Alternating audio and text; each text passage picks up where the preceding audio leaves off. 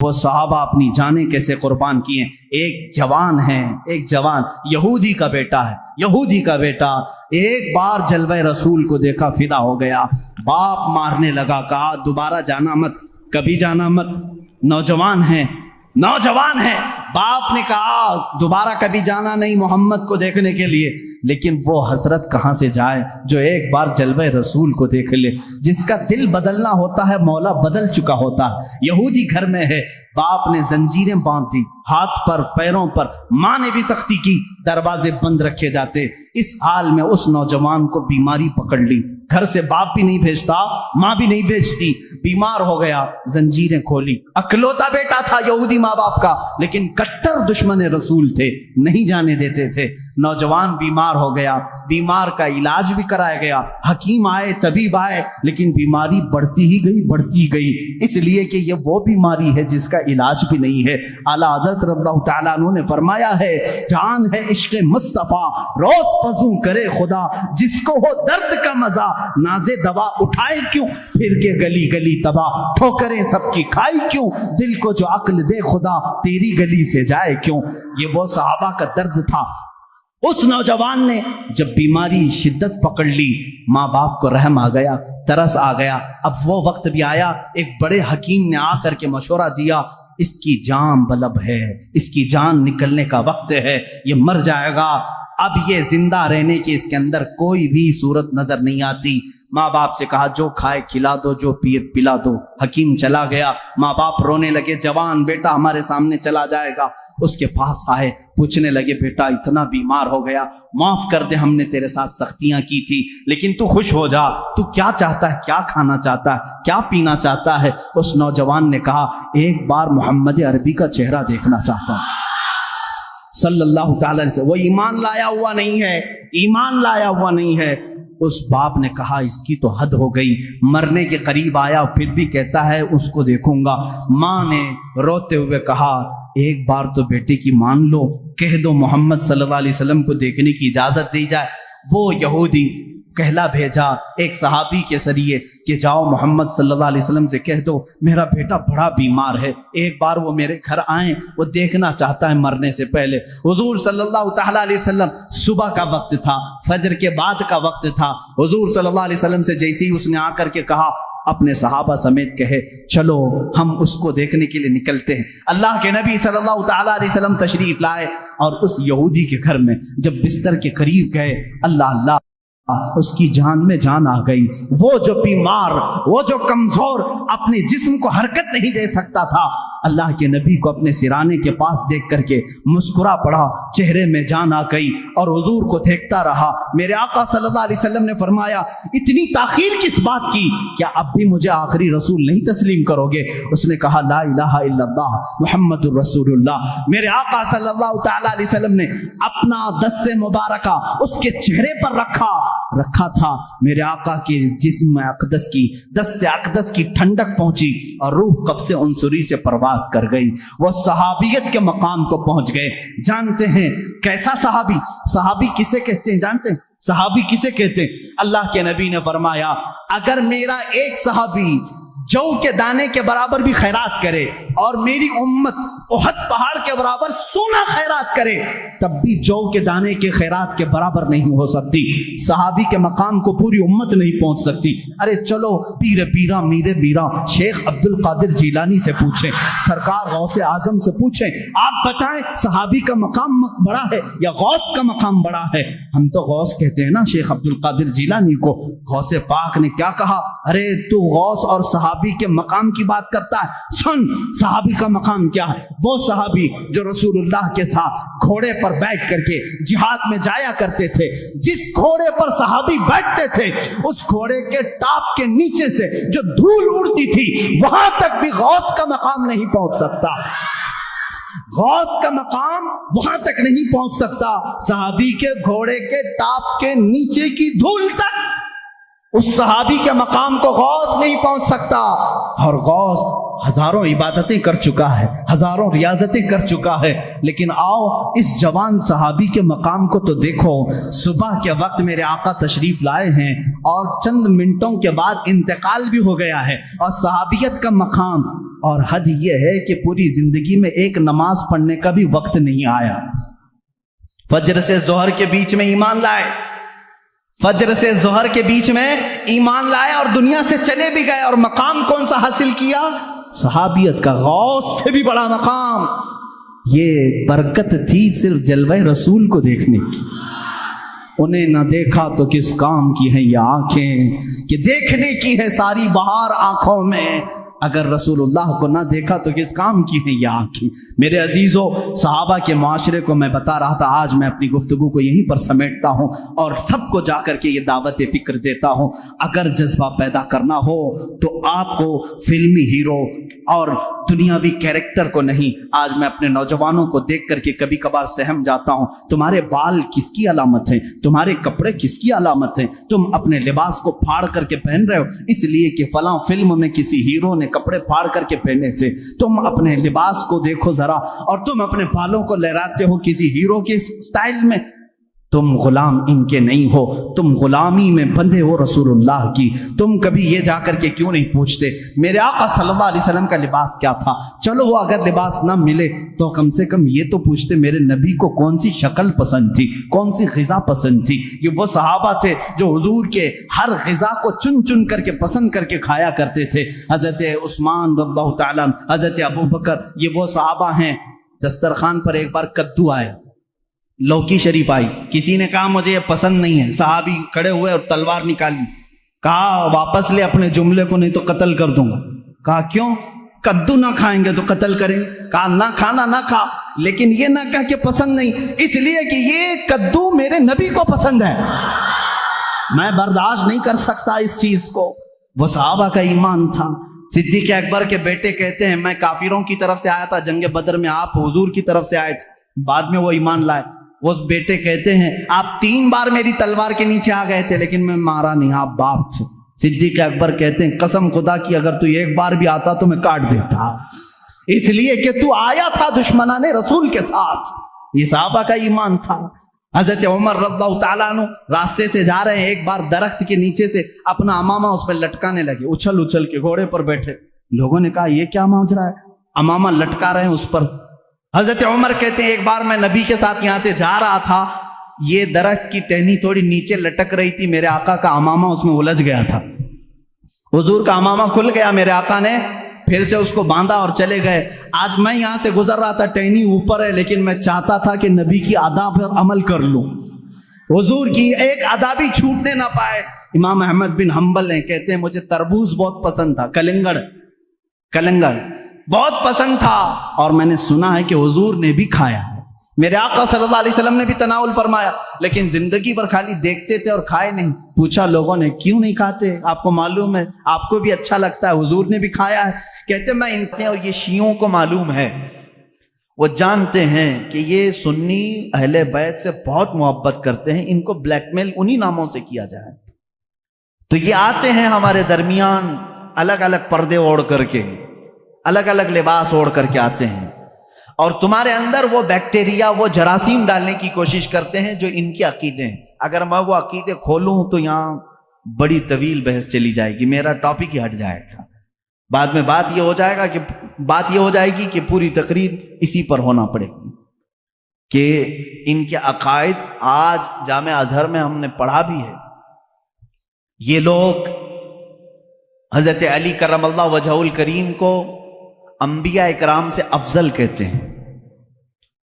ہم بھی حضرت علی کی محبت اور ان کی تعظیم کو اپنا ایمان کا حصہ سمجھتے ہیں، لیکن رسول پاک صلی اللہ علیہ وسلم اور انبیاء سے بڑھ کر کے نہیں، نبی سے بڑھ کر کے کوئی غیر نبی نہیں ہو سکتا۔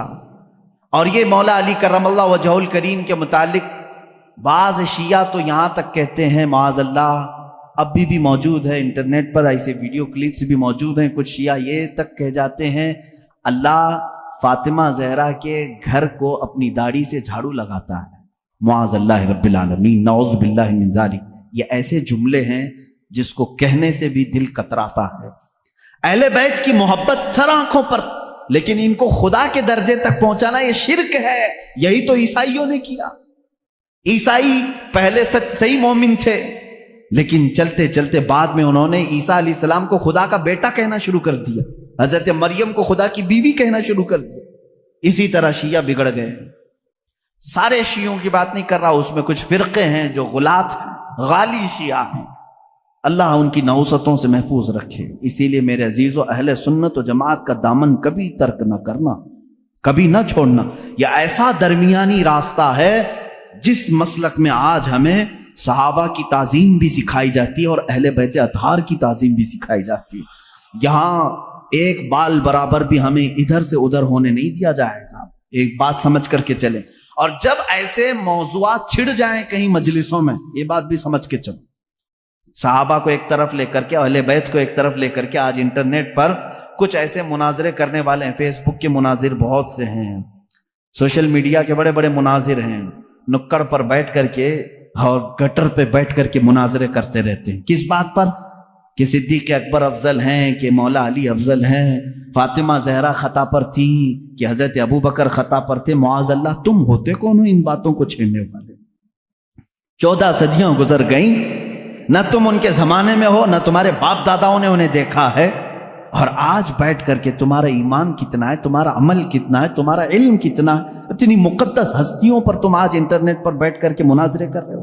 ان بحثوں کو چھوڑو، شیطان یہاں تمہارا ایمان تباہ کر دے گا۔ جب ایسی باتیں آ جائیں، صحابہ اکرام کے آپس کے جو بھی معاملات ہوئے ہیں، تو ان باتوں کو جب بھی کوئی تمہارے درمیان چھیڑے تو اتنا کہیں کہ ان دونوں کا معاملہ وہ حل کرے گا جو ان دونوں سے بڑا ہوگا۔ میں کون ہوں؟ میں تو 14 صدیوں کے بعد آیا ہوا ایک چھوٹا سا بچہ ہوں۔ اگر ان صحابہ کے درمیان کچھ معاملات ہوئے ہیں تو اللہ موجود ہے، رسول کریم صلی اللہ علیہ وسلم ان کے سرپرست ہیں، دیکھا جائے گا قیامت کے دن ان کے جو بھی معاملات ہوں گے اللہ ان کا فیصلہ فرمائے گا۔ تم کیوں اپنا ایمان خراب کرتے ہو؟ میری بات سمجھ میں آ رہی ہے؟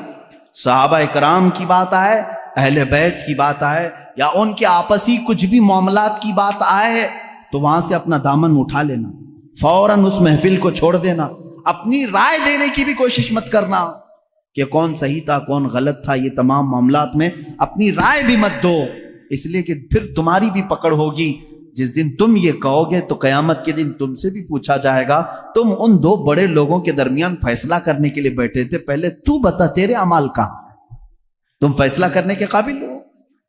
اس لیے میرا تو طریقہ یہ ہے، جب بڑوں کی بات آئے، بزرگان دین، سلف صالحین، صحابہ تابعین کی بات آئے، کچھ بھی ان کے درمیان اگر اختلاف بھی ہوا ہو تو ان تمام اختلافات کو اللہ کے حوالے کر دو، اللہ رب العزت کے حوالے کر دو، وہ احکم الحاکمین ہے، قیامت کے دن فیصلہ فرمائے گا۔ عزیزان گرامی وقار، صحابہ اکرام کے بارے میں آج کیوں کہہ رہا ہوں آپ کو معلوم ہے؟ آپ رسول کریم صلی اللہ تعالی علیہ وسلم پر ایمان لاتے ہیں، حضور کو خاتم النبیین مانتے ہیں، اللہ کے نبی صلی اللہ تعالی علیہ وسلم کی ہر بات کو تسلیم کرتے ہیں، رسول کریم صلی اللہ تعالی علیہ وسلم کی ہر بات کو تسلیم کرتے ہیں۔ اب چلیے آپ مسلمان ہیں، مجھے یہ بتاؤ رسول کریم صلی اللہ تعالی علیہ وسلم نے کب آپ سے کہا کہ فجر کی نماز پڑھو، ظہر کی نماز پڑھو، عصر کی نماز پڑھو؟ آپ سے ڈائریکٹ آ کر کے حضور نے فرمایا؟ نہیں فرمایا۔ حضور اکرم صلی اللہ علیہ وسلم نے کس سے فرمایا؟ کس سے فرمایا؟ اپنے صحابہ سے فرمایا۔ جو کچھ بھی میرے آقا کی زبان سے نکلا وہ پورا کیا ہے؟ دین ہے۔ وہ پورا کیا ہے؟ دین ہے۔ قرآن میرے آقا کی زبان سے نکلا، اللہ تعالیٰ نے وہی فرمائی اور حضور نے پڑھ کر سنایا۔ کس کو سنایا؟ صحابہ کو سنایا۔ رمضان کے 30 روزے رکھنا ہے، حضور نے کس کو بتایا؟ صحابہ کو بتایا۔ حج فرض ہے، میرے آقا نے کس کو بتایا؟ صحابہ کو بتایا۔ زکوٰۃ فرض ہے، میرے آقا نے کس کو بتایا؟ یہ میرا پورا دین میرے آقا نے صحابہ کو بتایا۔ اگر ان صحابہ کو ہٹا دیا جائے تو پھر ہمارا دین کچھ بھی نہیں ہے۔ ہم تک اگر دین کو منتقل کیا ہے، ٹرانسفر کیا ہے، تو کس نے کیا؟ صحابہ اکرام۔ ان کو چھوڑ کر کے تم کوئی فیصلہ نہیں لے سکتے۔ صحابہ اکرام رضوان اللہ تعالی علیہم اجمعین نے روایتیں کی، حضور صلی اللہ علیہ وسلم کی باتیں ہم تک منتقل کی. ارے یہ قرآن جس پر کل آپ نے پوری مفصل گفتگو سنی ہے، یہ پورا قرآن بھی اگر محفوظ ہم تک پہنچانے میں بڑا کردار ادا کیا ہے تو صحابہ اکرام نے کیا. حضور صلی اللہ علیہ وسلم سے انہوں نے جتنا سنا تھا سب کچھ انہوں نے لکھا اور جمع کیا، اور امت بعد میں آنے والی امت کو یہ امانت پہنچائی. اس لیے صحابہ اکرام کے معاملات کو سنو. اور میں آج دعوت فکر دیتا ہوں میرے ہر بچے کو، ہر دوست اور میرے ہر بھائی کو، کہ اب دوسروں کی ادھر ادھر کی تاریخ پڑھنے سے بہتر ہے کہ پہلے تم صحابہ کی تاریخ پڑھو. یہ تمہیں رسول کریم صلی اللہ تعالی علیہ وسلم کا حقیقی عشق اور محبت سکھاتے ہیں. ہم تو تقریروں میں بتاتے ہیں، یہ الگ معاملہ ہے، لیکن صحابہ جو اپنے عمل سے بتاتے ہیں اس کی مثال ملتی نہیں ملے گی. رسول کریم صلی اللہ تعالی علیہ وسلم کی جو اطاعت، فرما برداری، جو حضور اکرم صلی اللہ علیہ وسلم کا ادب و احترام انہوں نے کہہ کر کے نہیں کر کے دکھایا ہے، وہ اس کی کوئی بھی مثال آج تک نہیں ملتی. چند صحابہ اکرام کی میں باتیں بتاؤں، کتنی محنت، مشقت اور دقت سے یہ اسلام میں آئے اور جمے رہے. ان کے بارے میں قرآن کہتا ہے ان الذین قالوا ربنا اللہ ثم استقاموا، بے شک وہ لوگ جنہوں نے کہا اللہ ہمارا رب ہے پھر اس پر جمے رہے. تتنزل علیہم الملائکہ، اللہ فرماتا ہے ان پر رحمت کے فرشتے اتارے جاتے ہیں. یہ صحابہ کے بارے میں بات آئی. ایک بار جب انہوں نے کہہ دیا اللہ ہمارا رب ہے پھر ہٹتے نہیں تھے، اس سے ہٹتے نہیں تھے. آج کی جو موب لنچنگ ہے ان کے ساتھ بھی ہوئی ہے، بلکہ اس سے بھی زیادہ سخت طریقے سے ہوئی ہے. صحابہ اکرام رضوان اللہ تعالی علیہم اجمعین کو جو اذیتیں دی گئی، جو مشقتیں دی گئیں، میرے عزیزوں کان کھڑے ہو جاتے ہیں سنتے ہوئے. ان میں جو اذیتیں سہنے والے حضرت خباب بن الارت رضی اللہ تعالیٰ عنہ، جب یہ مدینہ طیبہ آئے، حضرت خباب رضی اللہ تعالیٰ عنہ، ان کی پیٹھ پوری گل چکی تھی. کس وجہ سے؟ ان کی پیٹھ جب یہ اپنا دامن اٹھاتے تھے تو ریڑھ کی ہڈی دکھتی تھی. ان سے صحابہ نے پوچھا تم نے جبہ اٹھایا، یہ ریڑھ کی ہڈی تک کا گوشت کہاں گیا؟ کہتے کہ جب میں ایمان لایا تھا مکہ میں، یہ کفار مکہ مجھے پکڑ کر کے انگار کے کوئلوں پر لٹاتے تھے اور پھر میرے سینے پر پیر رکھ کر کھڑے ہو جاتے تھے. نیچے سے کوئلے میری چربی سے پگھل جاتے تھے تو پھر ان انگاروں کو دھکایا جاتا تھا. حضرت عمر فاروق رضی اللہ تعالیٰ عنہ کی آنکھیں بھیگ گئیں. کہنے لگے اے خباب، تم اور بلال دونوں نے یہ تکلیفیں اٹھائی ہیں. بلال حبشی کے ساتھ بھی یہی ہوتا تھا. حضرت خباب نے کہا بلال حبشی کو تو آزاد کرانے کے لیے ابو بکر صدیق آئے تھے، لیکن مجھے تو آزاد کرانے والا کوئی بھی نہیں تھا. حضرت خباب رضی اللہ تعالیٰ عنہ کو مسلسل 3 سال تک جلایا گیا ہے. 3 سال تک جلایا گیا ہے. پکڑے جاتے تھے، بار بار پکڑتے تھے، ان کو جلاتے تھے. حضرت بلال حبشی رضی اللہ تعالیٰ عنہ کا ایمان تو دیکھیں. ان کا آقا امیہ تھا صرف اس بات پر کہ یہ رسول کریم صلی اللہ علیہ وسلم پر ایمان لائے. اچھا، جو سب سے پہلے 6 لوگ اسلام لائے، سب سے پہلے جو 6 لوگ اسلام لائے، ان میں سے ایک نام حضرت بلال حبشی کا ہے. سٹارٹنگ بالکل، جس میں حضرت ابو بکر صدیق رضی اللہ تعالیٰ عنہ، حضرت علی کرم اللہ وجہ الکریم، سیدہ خدیجہ الکبریٰ رضی اللہ تعالیٰ عنہ، حضرت زید رضی اللہ تعالیٰ عنہ، حضرت بلال حبشی رضی اللہ تعالیٰ عنہ، ان کے نام آتے ہیں. یہ وہ لوگ ہیں جو سب سے پہلے ایمان لانے والوں میں سے. حضرت بلال کو ان کا آقا پکڑتا تھا اور وہ کہتا تھا کیا میں تیرا رب نہیں ہوں؟ حضرت بلال کہتے تھے نا، ربنا اللہ، ہمارا رب تو اللہ ہے، تو رب ہو ہی نہیں سکتا. اس کے غلام تھے وہ، اس وقت غلامی کا دور تھا. آقا جو کہے غلام کو ماننا پڑتا تھا. وہ اپنے 2 بدماش بیٹوں کے ہاتھ میں دے دیتا تھا. حضرت بلال رضی اللہ تعالیٰ عنہ کو ایک بڑے ڈرم میں وہ ڈال کر کے دن بھر اس کا ڈھکنا بند کر کے رکھتے تھے. بڑے سے ڈرم میں ڈال کر کے اس کا ڈھکن بند کر کے رکھتے تھے. شام کو کھولتے تھے بغیر کھانا پانی دیے ہوئے، پھر ان کو مارتے تھے مسلسل. اور ایک دن تو اوباش لڑکوں کے ہاتھ میں ان کے آقا نے پیر میں رسی باندھ کر کے دے دیا. وہ بدماش لڑکے مکہ کی گلیوں میں حضرت بلال کو کھینچتے ہوئے لے جاتے تھے. اور وہ مکہ کی تپتی ہوئی گلیاں جب دھوپ چلچلاتی رہتی تھی، اس میں حضرت بلال کو ننگی پیٹ وہ کھینچتے ہوئے لے جاتے تھے. اور مکہ والے یہ منظر دیکھنے کو جمع ہوتے تھے تو سارے لوگ آتے تھے تو حضرت بلال مسکرا کر کہتے تھے اے مکہ والو اللہ ایک ہے، اللہ ایک ہے۔ یہ اس زمانے میں کہہ رہے تھے جب ہر جگہ بتوں کی پوجا تھی۔ مکہ میں خانہ کعبہ کے اندر بت رکھے گئے تھے، خانہ کعبہ کے اندر بت تھے، ان کے درمیان بلال حبشی اعلان کر رہے تھے اے میرے عزیزو، ان کے ایمان کو ہم میں سے کون پہنچ سکتا ہے؟ آج ہم پر تھوڑی سی آفت بھی نہیں ٹوٹی کہ لوگ اپنا اسلام چھپانا شروع کر دیے، آج لوگ مصلحت کی بات کرنے لگ گئے۔ زمانہ ایسا ہے مولانا، اب تو سوچ سمجھ کے چلنا پڑتا ہے۔ میرے بھائی اب کی بات کر رہے ہو، کیا بلال حبشی کا زمانہ اچھا تھا؟ وہ زمانہ کتنا خطرناک تھا، کیا وہ زمانہ آج ہے تمہارے ساتھ؟ لوگ آج ہم سے کہتے ہیں نہیں اب ویسا نہیں چلے گا، اب تھوڑا سا زمانہ بدل گیا۔ اب زمانہ بدلا نہیں، یہ اللہ کا شکر ادا کرو کہ اب بھی اللہ نے تمہیں سجدوں کی اجازت دی ہے، یہ مہلت رکھی ہے، آزادی ہے آج بھی، پھر بھی تم مصلحت کی بات کرتے ہو۔ نہیں، سب کو راضی کرنے کے لیے اس بلال حبشی کو قیامت کے دن تمہیں منہ دکھانا ہوگا جو سارے بتوں کے بیچ میں کھڑے ہو کر کے کہتے تھے ربنا اللہ، ہمارا رب اللہ ہے، اللہ احد، اللہ احد، اللہ ایک ہے، اللہ ایک ہے۔ انہیں مارا جاتا تھا، اتنا مارا گیا حضرت بلال حبشی رضی اللہ تعالیٰ عنہ کو کہ پورے جسم میں اس کے داغ تھے، پورے جسم میں داغ تھے۔ اور ایک صحابی حضرت یاسر رضی اللہ تعالیٰ عنہ، یہ تو یمن سے چلے تھے اپنے گمشدہ بھائی کو ڈھونڈنے کے لیے، یہ آئے مکہ میں بھائی کو ڈھونڈنے کے لیے آئے تھے، ان کا ایک بھائی گم ہو گیا تھا، لیکن جب رسول کریم صلی اللہ علیہ وسلم کو دیکھے تو واپس نہ جانے کی بات کر کے وہیں ٹھہر گئے۔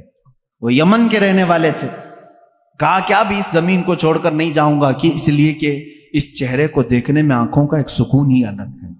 وہ اپنے گمشدہ بھائی کو ڈھونڈنے کے لیے آئے تھے۔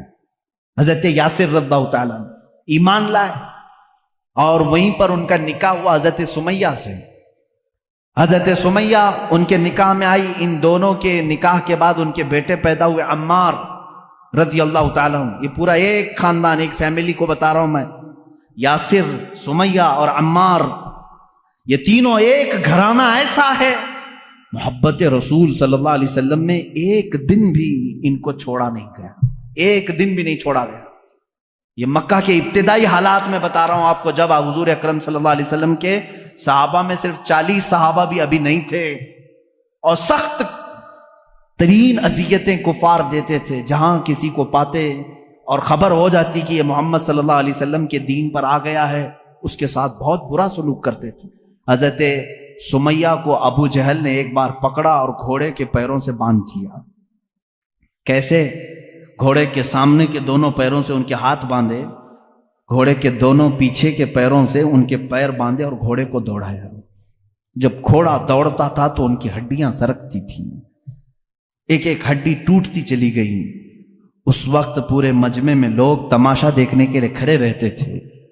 اللہ ان کی مرقد پر گہر باری کرے۔ سیدہ سمیہ رضی اللہ تعالیٰ عنہ اس حالت میں بھی کہتی تھیں اللہ احد، اللہ احد، اللہ ایک ہے، اللہ ایک ہے، تم ہم سے ہمارا ایمان نہیں لے سکتے۔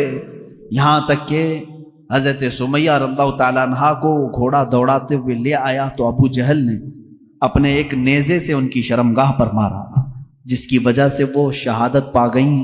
اسلام میں سب سے پہلی شہیدہ حضرت سیدہ سمیہ رضی اللہ تعالیٰ عنہ، سیدہ سمیہ، جن کو صرف اس بات پر شہید کر دیا گیا کہ وہ ایمان لائی تھی۔ اور جانتے ہیں آپ، حضرت سمیہ رضی اللہ تعالیٰ عنہ گھر گھر جاتی تھیں، عورتوں کو قرآن پڑھاتی بھی تھیں، لیکن انہوں نے یہ کام ترک نہیں کیا آخری وقت تک۔ انہیں مارا گیا، پیٹا گیا، آخر میں شہید بھی کر دیا گیا۔ یہ دکھ برداشت نہیں ہو سکا۔ حضرت یاسر جو ان کے شوہر تھے، وہ اسی دکھ میں تھے کہ میں یمن سے آیا تھا یا نکاح کیا، میری بیوی کو میرے آنکھوں کے سامنے مارا ہے۔ حضرت یاسر رضی اللہ تعالیٰ عنہ حضور صلی اللہ تعالیٰ علیہ وسلم کے پاس آئے، کہنے لگے آقا کیا کریں، غم برداشت نہیں ہوتا۔ اللہ کے نبی صلی اللہ علیہ وسلم نے فرمایا اصبروا فإن موعدکم الجنہ، تھوڑا اور صبر کرو، جنت تمہارے انتظار میں ہے۔ حضرت یاسر رضی اللہ تعالیٰ عنہ کو بھی ان کفار مکہ نے پکڑا اور ان کے ساتھ بھی بہت برا سلوک کیا، وہ بھی شہید ہوئے۔ یہ اسلام کے 2 سب سے پہلے شہید ہیں۔ حضرت عمار جو بیٹے اکیلے بچ گئے تھے، جن کی آنکھوں کے سامنے ماں کو بھی مارا گیا ہو، باپ کو بھی مارا گیا ہو، ان کو کفار مکہ نے بلا کر کے سمجھایا، دیکھ تیری ماں بھی چلی گئی اور وہ بھی بری طرح زخمی تھی، ہڈیاں ٹوٹ گئی تھی، تیرے باپ بھی دنیا سے چلے گئے، تو اکیلا رہ گیا، کیوں محمد کے پیچھے لگا ہے صلی اللہ علیہ وسلم؟ کیوں تو اپنے مکہ والوں کو چڑھاتا ہے؟ چھوڑ دے اس دین کو، اس میں امن ہے، خیر ہے، ہم سارا مال تجھے دیتے ہیں اور تجارت میں تجھے ماہر بناتے ہیں۔ حضرت عمار نے کہا پہلے اگر بولتے تو ہو سکتا ہے کہ سوچا جاتا، میں اگر اپنے باپ اور اپنی ماں کے دین کو چھوڑوں تو غدار بیٹا کہلاؤں گا۔ مجھ سے یہ کیسے ممکن ہے کہ میں نے اپنے آنکھوں کے سامنے دیکھا کہ میرے باپ نے جاتے جاتے مجھے یہ وصیت کی ہے کہ مر جانا تو ایمان پر مرنا، میری ماں نے مجھے یہ سبق دیا ہے، موت آئے تو تجھے عشق رسول میں آئے، مجھ سے تم میرا ایمان نہیں لے سکتے۔ کافروں نے وہی کیا جو حضرت بلال کے ساتھ کرتے، بیچ راستے میں آگ جلائی اور اس پر حضرت عمار کو لٹا دیا، ان کی پیٹھ جلنے لگی، پیروں تک آگ لگی تھی، وہ رونے لگے۔ اسی اثنا میں میرے آقا صلی اللہ علیہ وسلم کا وہاں سے گزر ہو رہا تھا، حضور اکرم صلی اللہ تعالی علیہ وسلم سے دیکھا نہ گیا۔ حضرت عمار نے پکار کر کے کہا یا رسول اللہ صلی اللہ علیہ وسلم، دیکھیں ان صحابہ کی محبت کو، ہم میں سے کوئی پہنچ سکتا ہے ان کی مقام کو؟ کیا کہتے ہیں جانتے ہیں حضرت عمار؟ آگ پر لیٹے ہوئے ہیں، کفار مکہ وہاں پر انہیں ظلم و اذیت دے رہے ہیں، اس وقت رسول پاک صلی اللہ علیہ وسلم کا گزر ہو رہا تھا، صرف اتنا کہا آقا اگر آپ اپنے عمار سے راضی ہیں تو میرے سامنے یہ آگ کچھ بھی نہیں، اگر آپ راضی ہیں تو میرے لیے آگ کی گرمی کچھ بھی نہیں ہے۔ اس مقام پر بھی وہ یہ کہہ رہے ہیں، یہ نہیں کہا جل گیا ہائے ہائے مجھے بچا لیں، کہہ رہے ہیں یا رسول اللہ اگر آپ راضی ہیں مجھ سے تو پھر یہ آگ کی تپش بھی میرے لیے کچھ نہیں ہے۔ اللہ کے نبی صلی اللہ علیہ وسلم نے کیا پڑھا جانتے ہیں؟ اس وقت کہا یا نارو کونی بردن و سلامن علی عمار ابن یاسر۔ یہ آیت تو حضرت ابراہیم علیہ السلام کے لیے قرآن میں آئی ہے۔ میرے آقا صلی اللہ علیہ وسلم نے فرمایا اے آگ ٹھنڈی ہو جا عمار بن یاسر پر۔ حضرت عمار کہتے ہیں پھر ہجرت کرنے تک ہر ہفتے مکہ کے کفار مجھے آگ میں رکھتے، لیکن ہر بار آگ میرے لیے ٹھنڈی ہی ہوتی تھی، مجھے گرمی لگی ہی نہیں کبھی۔ حضرت عمار رضی اللہ تعالیٰ عنہ ان صحابہ میں سے جنہوں نے اسلام کے راستے پر اذیتیں اٹھائی مگر دامن رسول کبھی ترک نہیں کیا۔ سیدنا جنید بغدادی رضی اللہ تعالیٰ عنہ کے خلیفہ مجاز مرید صادق، شجرہ قادریہ میں ان کا نام آتا ہے۔ بحر شبلی شیر حق دنیا کے کتوں سے بچا، ایک کا رکھ عبد واحد بے ریا کے واسطے۔ سیدنا ابو بکر شبلی رضی اللہ تعالیٰ ان کے ذکر کرنے کے متعلق تو کتابوں میں لکھا ہے کہ رات کے وقت جب یہ کھڑے ہوتے، لیکن نیند کا بھی تو غلبہ ہوتا ہے نا انسان کو، اب زیادہ دیر اگر میں بٹھاؤں تو جمائی شروع ہو جائے گی، ہاں ہو کھولنا شروع کرے گی، کھانا جب زیادہ ہو جاتا ہے تو نیند کا غلبہ بھی آیا، اور یہ نیند بھی اللہ رب العزت کی یاد سے غافل کرنے والی چیزوں میں سے ہے۔ خشوع و خضوع نہیں رہے گا، اطمینان قلب نہیں رہے گا، یا تو مجبوری میں بیٹھے گا، یا تو تماشا دیکھنے کے لیے بیٹھے گا، یا تو صرف نام گنانے کے لیے بیٹھے رہے گا۔ جو اس کا قلب کا حضور ہے، حاضری، وہ نہیں ہو پائے گی، نیند کا غلبہ آیا۔ حضرت ابو بکر شبلی رحمۃ اللہ تعالی علیہ سلسلہ قادریہ کے مشہور بزرگ ہیں، رات کو عبادت کے لیے کھڑے ہوئے، جھپکی آئی، اونگ آتی ہے نا، صرف ایک اونگ آئی، اللہ اکبر، اس کے بعد آپ اتنا روئے، اٹھے اور جا کر کے کیا کرنے لگے معلوم ہے؟ نمک میں سلائیاں پھیر کر اپنی آنکھوں میں لگایا، نمک کا سرما لگاتے تھے، صبح تک ان کی آنکھوں سے خون بہتا تھا، لوگ دیکھتے، ان کے مریدین کہتے روزانہ پھر آپ نے یہی کرنا شروع کیا۔ کہا میں ان آنکھوں کو کیوں نہ سزا دوں جو مجھے میرے رب کے حضور حاضر ہونے سے روکتی ہیں، میں ان آنکھوں کو کیوں نہ سزا دوں، یہ غافل کرتی ہیں مجھے میرے رب کے حضور حاضر ہونے سے۔ یہ اسٹرگل ہے. اولیاء کاملین یوں ہی یہ مقامات نہیں حاصل کیے, انہوں نے اپنے آپ کو فنا کر دیا یاد الہی میں. حضرت شاہ مینا رحمت اللہ تعالی علیہ لکھنؤ کے بڑے بزرگ ہیں. شاہ مینا کے نام سنے ہوں گے آپ. یہ لکھنؤ میں آج بھی ان کا مزار مرجع خلائق ہے. ان کی سیرت میں میں نے پڑھا, رات کو یہ عبادت کے لیے کھڑے ہوتے اگر ذکر کے لیے تو یوں نہیں, نرم قالین ہے, اے سی لگی ہوئی ہے, پنکھے چل رہے ہیں, ماربل کی دیواریں ہیں, ہم آرام سے بیٹھ کر کے اللہ کا ذکر کریں, آرام سے بیٹھ کر کے ہم تقریریں سنیں. نہیں, حضرت شاہ مینا رحمت اللہ تعالی علیہ دیوار اتنی اونچی دیوار ہوتی کہ تقریباً 10 فٹ کی دیوار, 10 فٹ کے اوپر دیوار پر کھڑے ہو جاتے تھے. اتنی جگہ ہوتی کہ ان کے 2 قدم رکھے جا سکتے تھے اس دیوار پر, باقی کچھ بھی نہیں, نہ پکڑنے کے لیے کوئی چیز ہوتی, کچھ بھی نہیں. اسی حالت میں کھڑے ہوتے. لوگ کہتے زمین پر پڑے, کہتے ہیں کہیں مجھے زمین پر پڑھتے پڑھتے سستی آ گئی, کاہلی آ گئی, تو میں ڈرتا ہوں کہ میرے رب کی توہین نہ ہو جائے. میں دیوار پر اس لیے کھڑا ہوتا ہوں کہ اگر میرے جسم کو سستی آ بھی گئی تو سزا مل جائے گی, دیوار سے دھڑام سے گروں گا. جسم کو جو سزا ملنی وہ مل جائے گی. دیوار پر ایسے کھڑے ہوتے تھے, ایسے کھڑے ہوتے کہ پکڑنے کے لیے کوئی چیز وہاں پر نہیں ہوتی. ظاہر سی بات ہے بالکل الرٹ آدمی رہے گا اس طرح سے. عزیزان اکرام وقار, ان اولیاء کاملین کی عبادتوں کو ہم نہیں پہنچ سکتے, لیکن یہ واقعات ہم اس لیے سناتے ہیں کہ اس کا ایک عشر عشیر, ایک ذرہ تو ہماری زندگی میں آ سکے. ہم اگر غوثیت کے مقام کو نہیں حاصل کر سکتے تو ان کی عبادات, ان کی ریاضات کا کچھ حصہ تو حاصل کر سکیں, کچھ چیزیں ہماری زندگی میں تو آ جائیں. آج ہم برسوں سے ذکر کی مجلسوں کو چھوڑے بیٹھے ہوئے ہیں, نہ ہمیں کوئی کرانے والا ہے نہ ہم کرنے جا رہے ہیں.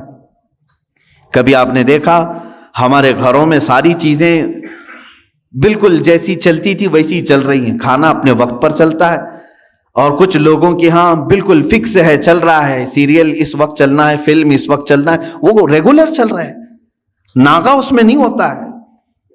چلیں کچھ اچھے گھر ہیں وہاں تقریریں چل رہی ہیں, نعتیں چل رہی ہیں, ٹھیک ہے, یہ سب چل رہے ہیں.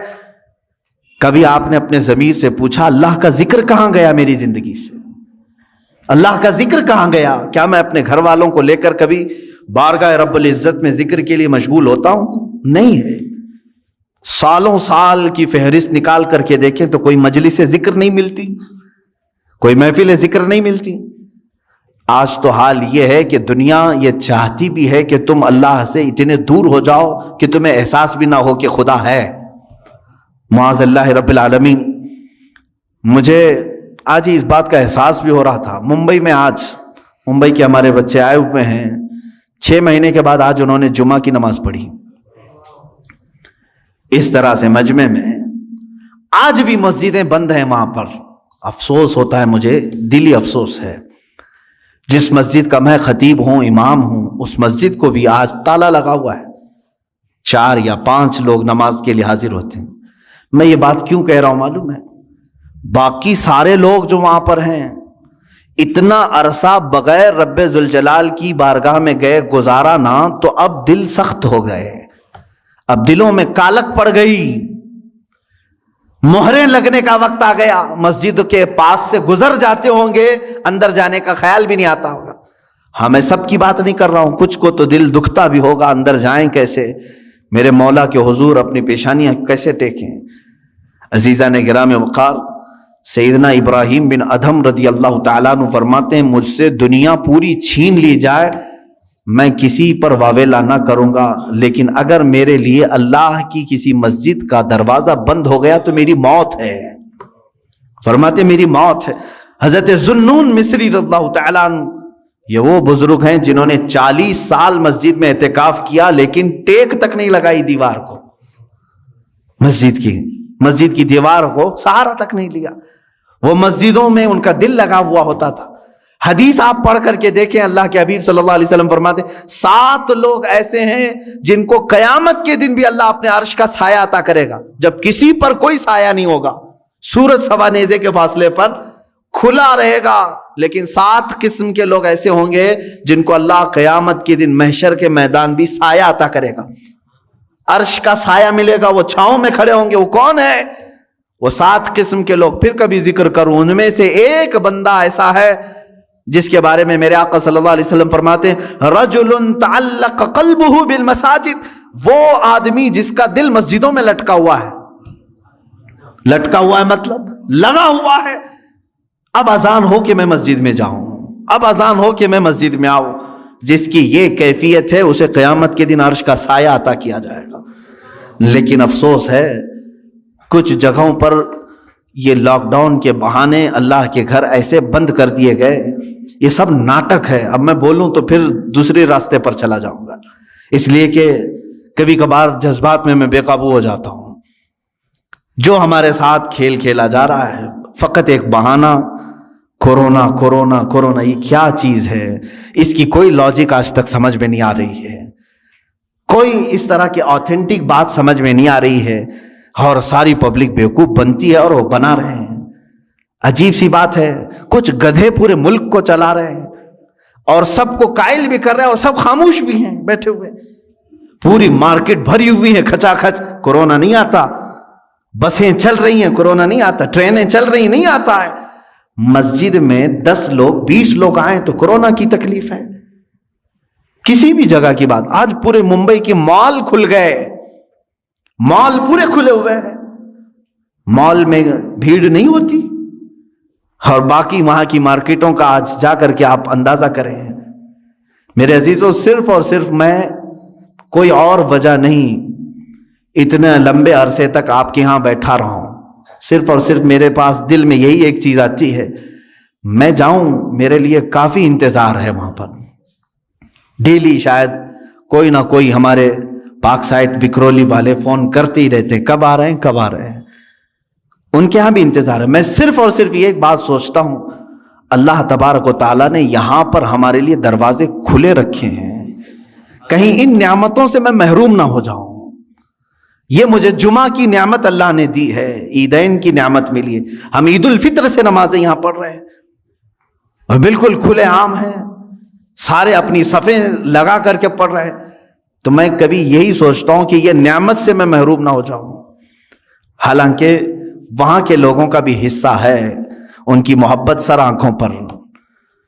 میں یقیناً آج بحیثیت خطیب و امام ممبئی ہی کا تعلق ہے، لیکن صرف یہی ایک بات، مسجدیں بند کر کے لوگوں کے دلوں میں آج ایسی کیفیت آ گئی کہ جمعہ کے جانے کا احساس بھی نہیں رہا۔ چند دنوں کے بعد یہ وہ لوگ، یہی لوگ کہیں گے کہیں کام کاج پر ہیں، جمعہ ہو رہی، ارے چھوڑو اب زور پڑھ لیں گے، اتنے دنوں تک تو زور پڑھتے ہی تھے نا۔ جمعہ کی اہمیت دلوں سے ختم کر دی گئی۔ پہلے تو زندگی میں ایک جمعہ چھوٹنے پر ہم سب میں سے، بلکہ ہماری بات تو چھوڑیں، عام بندہ جو کوئی اور نماز نہیں پڑھتا ہوگا لیکن وہ جمعہ چھوڑنے کو بہت بڑا گناہ سمجھتا تھا، جو کبھی نماز کو نہیں آتا، جمعہ کے دن اس کے گھر میں جا کر کے دیکھو، نہا رہا ہے، خوشبو لگا رہا ہے، سرمے لگا رہا ہے، مسجد کے آنے کے اہتمامات کر رہا ہے، دوسری کوئی نماز نہ پڑھتا ہو۔ جمعہ کا اہم رتبہ ہمارے دماغ میں موجود تھا، اس کو ختم کر دیا گیا۔ اسی طرح سے ہمارے دلوں سے یہ تمام چیزیں غائب کرنے کے لیے پوری دنیا ایڑی چوٹی کا زور لگا چکی ہے کہ ایک وقت ایسا نہ آ جائے کہ تمہارے دلوں میں یہ بھی خیال ہونے لگے اللہ ہے بھی کہ نہیں ہے، معاذ اللہ رب العالمین۔ کیونکہ جب بندہ اس سے تعلق نہیں رکھے گا تو شیطان کا غلبہ اس کے اوپر ہو جائے گا، شیطان کا غلبہ اس کے اوپر ہو جائے گا اور وہ دماغ میں یہی چیزیں ڈالے گا، کہاں ہے کوئی خدا، کہاں ہے کوئی معبود جس کی عبادت کرنی ہے، سب تو نارمل ہے، ساری دنیا جی رہی ہے، معاذ اللہ رب العالمین۔ اللہ تعالیٰ اسی نحوستوں سے ہمیں محفوظ رکھے۔ اے رب ذوالجلال، زندگی میں کبھی وہ وقت آنے نہ پائے جس وقت ہم تجھ سے غافل ہو جائیں۔ مولا ہم سب کو ہمیشہ تیرے ذکر میں اور تیری یاد میں مشغول رکھ۔ دعا یہی کرتے رہیں، اور اللہ کا وعدہ ہے فَاذْكُرُونِي أَذْكُرْكُمْ، تم مجھے یاد رکھو میں تمہیں یاد کروں گا۔ اور اللہ کا وعدہ سچا ہے، جس نے اسے ذکر کے ذریعے آج یاد کیا، مولا تعالیٰ اس وقت تمہیں یاد کرے گا جب دنیا تمہیں بھول چکی ہوگی، کہ غلامی کے قابل نہیں ہے، یہ ان کا کمال درجے کا ایمان تھا، اپنی خواہشات کو قربان کر دیا۔ ایک مدینے کی خاتون ایسی ہے، سب سے زیادہ حسین و جمیل لڑکی ہے، حضور کے پاس ایک حبشی کالے رنگ کے صحابی ہیں، آئے کہا یا رسول اللہ مجھ سے کوئی شادی نہیں کرتا۔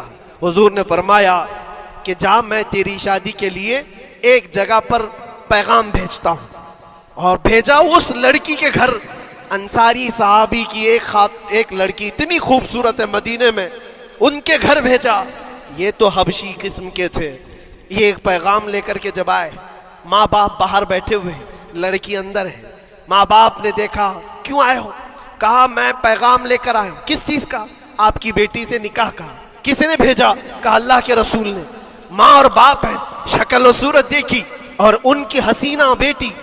کہا ٹھیک ہے تم جاؤ واپس، ہم حضور سے بات کر لیں گے۔ اتنا ہی کہا، ٹال دیا ہوگا۔ وہ صحابی جو آئے تھے کالے رنگ کے، انہوں نے کہا یہ تو روز کی بات تھی، ہر جگہ ریجیکٹ ہوتا ہی تھا، میرے لیے تعجب کی بات نہیں تھی، میں تو واپس آیا حضور کے پاس۔ ہوا گھر میں کیا، اندر جوان لڑکی جو گھر میں موجود تھی بھر آئی۔ کہا ماں باپ سے پوچھتی ہے کہ اماں کون آیا تھا؟ کہا ایک نوجوان نکاح کا پیغام لے کر کے۔ اس خاتون نے کہا، لڑکی نے کہا آپ نے کیا کہا؟ کہا ہم بعد میں بات کر لیں گے۔ کہا آپ کو اندازہ نہیں آپ نے کتنی بڑی خطا کی ہے، اللہ کے نبی کا فرمان آیا تھا اور آپ نے ٹال دیا، میں تیار ہوں اس کے ساتھ نکاح کرنے کے لیے، نبی پاک کا حکم ہے۔ ماں باپ نے کہا بیٹا تو نے دیکھا ہے، بیٹا تو نے دیکھا جو پیغام لے کر کے آیا تھا وہ تیری میچنگ کا ہے یا نہیں، تو نے دیکھا؟ اس نوجوان نے کہا، اس لڑکی نے کہا میں نے پیغام لے کر آنے والے کو تو نہیں دیکھا، آمینہ کے لال کو تو دیکھا ہے، جس نے پیغام بھیجا ہے اس کو دیکھا ہے، اس کے حکم کے بعد پھر کسی کو دیکھنا بنتا ہی نہیں ہے۔ وہ دونوں ماں باپ دوڑتے ہوئے حضور کے پاس آئے، اور وہ صحابی ابھی بتا ہی رہے تھے کہ میں ریجیکٹ ہو کر کے آیا ہوں، تبھی ماں باپ بھی دوڑ کر کے آئے۔ کہا یا رسول اللہ خطا ہو گئی، ہم نے تاخیر کی آپ کے حکم میں، اے اللہ کے نبی ہم راضی ہیں، اپنی بیٹی کا نکاح انہی کے ساتھ کریں گے جن کا پیغام آپ نے بھیجا ہے۔ کیا اپنی خواہشات کو حضور کے قدموں میں لا کر قربان نہیں کیا؟ لیکن نکاح ہوا بھی۔ وہ نوجوان عبداللہ اسود نکاح کا ہے، حضور نے نکاح کروا دیا مسجد نبی، اور حضرت عثمان سے کہا کہ ان کو کچھ پیسہ دے دو، مال دے دو، شادی کا سامان تو خرید لے، جہیز لے لے، اپنا گھر سجا لے۔ ان کو صحابہ نے پیسے دیے، غریب تھے، میں بازار میں جا کر اپنی شادی کا سامان خرید رہے تھے، شام کے وقت اعلان ہو گیا مشرکین مکہ نے مدینے پر حملہ کیا ہے، اللہ کے نبی جہاد میں نکل رہے ہیں۔ یہ عبداللہ اسود جن کا نکاح مسجد میں ہوا اور رات کو سہاگ رات آج تھی، آج اپنے گھر دلہن لانے والے تھے، جو گھر سجانے کے لیے سامان خریدنا تھا جا کر کے گھوڑا خرید رہے، تلوار خرید رہے، اور اس کے بعد جنگ میں استعمال ہونے والا سامان خرید رہے ہیں، سب پیسے خرچہ کر دیے جنگ کے استعمال کے، زیرہ خرید لی، وہ ٹوپی خرید لی لوہے کی، سب خرید کر کے سیدھے میدان جنگ میں آ گئے۔ صحابہ بھی پہچان نہیں رہے تھے، صحابہ بھی نہیں پہچان رہے تھے، وہ غریب صحابی کبھی گھوڑے پر نہیں بیٹھے، لیکن شادی کا پورا پیسہ یہ جنگ کے سامان میں لگا دیا۔